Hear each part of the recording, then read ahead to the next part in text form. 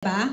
Ang workshop, balik tayo sa workshop, diba? Ang workshop po namin doon sa script writing ay di lang about learning. It is an experience. It is a journey. Yan din ang mararamdaman natin pag binasa po natin ang kalahating baghari. Yung nga po yung kaninang binasa po ni Ding Dong. Ito kasama Jim. Yan.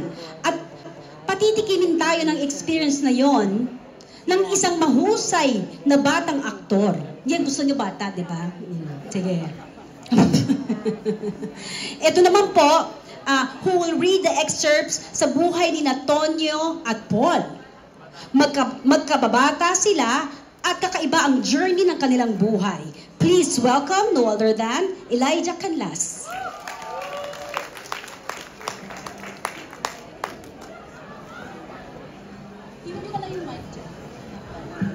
Gandang gabi po. Una, congrats and salamat, Sir Ricky. Bata pa man sila, ay si Tonyo na ang tagapagtanggol ni Paul. Sa mga bully sa klase, sa isang teacher na ipinahiya si Paul. Maski sa asong kalyeng muntik na siyang kagatin. 13 anyos sila nung unang maghalikan.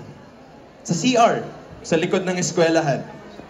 Inosenteng halikan, parang dumaplis lang at di sinadya.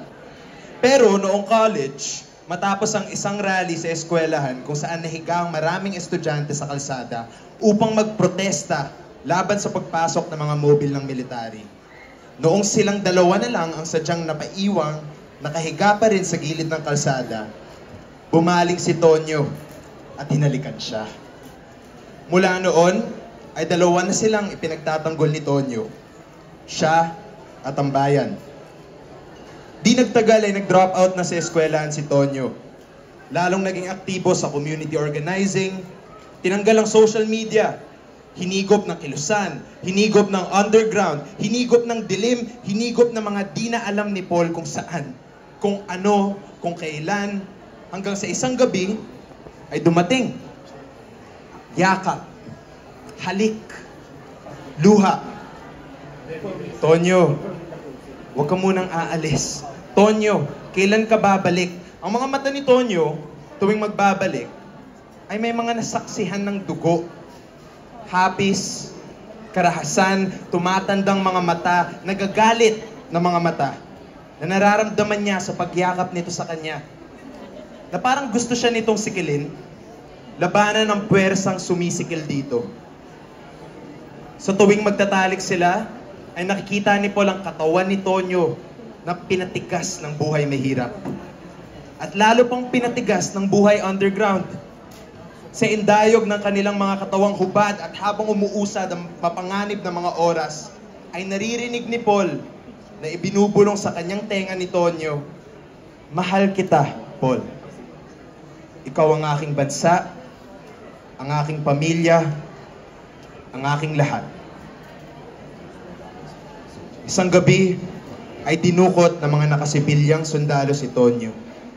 At doon nagsimula ang walang katapusang paghahanap ni Paul kay Tonyo. Gabi-gabi, sa kalsadang yon, sa malapit sa tambakan ng basura at sa ilalim ng aandap-andap na lamppost.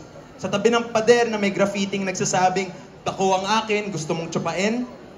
Habang inuulit-ulit niya sa isipan ang mga nangyari.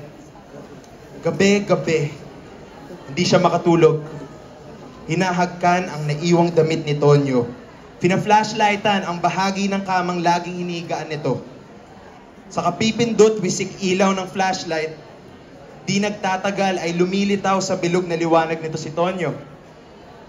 Nakangiti sa kanya. Sinasabi sa kanyang, "Mahal kita. Ikaw ang aking bansa, ang aking pamilya, ang aking lahat." Hindi siya pumipikit na nakatingin lang dito.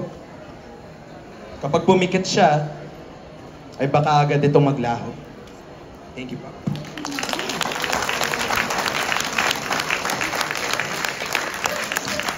Salamat, Elijah. Grabe yun, di ba?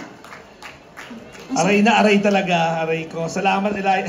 Napaaray tayo nung binasa lang yun, ha? Oo nga. Sakit. Thank you, Elijah. Ikaw nga napakahusay mo. Nakakaloka ang bata-bata pa. Napakahusay na actor. Yeah. Ay, sorry. Pupost ako sa sarili camera, putol. Dear friends, Thank you very much po sa lahat ng ano ba kayo suporta ngayon? At huwag po natin kalimutan, kada kami ang kalahating bahaghari at kabilang sa mga nawawala or among the disappeared. yes, Malapit na ang Pasko ha, perfect siyang meaningful gift sa inyong mga friends and loved ones. yes, support tayo dyan. Thank you, Sweet, for sharing the stage with me this wonderful evening. Salamat, Sir Ricky, for making us a part of this journey. Please buy a book para malaman niyo po, we have limited time lang po for the book signing. So, isi-set up na po ang table dito ngayon. Yan. So, please get Pero your masisimula na silang pumila. Pumila na po kayo. Please get your copy for the book signing po ng ating national artist. Sana So, po. syempre, tama naman tayo, no? Ang hawak naman ng papipirmahan naman nila yung kalahating bagaran kabilang sa mga nawawala. Yes, again, please. Salamat, ma'am. Candy, ano, meron pa ba tayo announcement dyan? Wala na. Salamat sa Ricky, sa ating lahat ng readers and performers. Maraming salamat. As usual, ito lang ako si John Capo sa inyong host for tonight. At sa lahat ng mga book launch ni Sir Ricky Lee. Thank you, Maring Candy. Thank you very much. Have a good night, everyone. God bless.